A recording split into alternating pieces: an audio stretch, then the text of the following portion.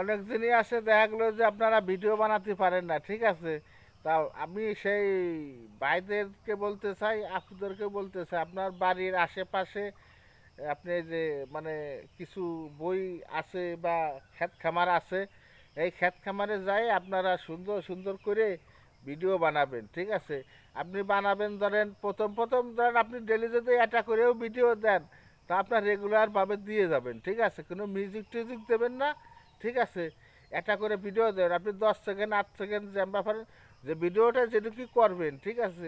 ওই ভিডিওটা মনে করেন যে আপনি সুন্দরভাবে করবেন, ঠিক আছে, চেষ্টা করবেন সুন্দরভাবে।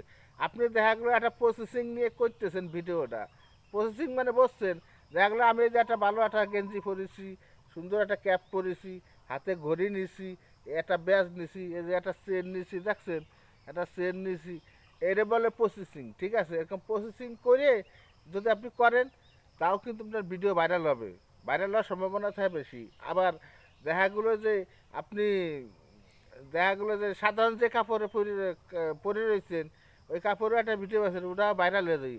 আসলে ফেসবুক এমন একটা জিনিস, ঠিক আছে, কোন সময় কারে কি করে বলে না। আর ফেসবুকের দোষ দেওয়া যাবে না, কারণ ফেসবুক হলো মানে পাবলিক, ঠিক আছে।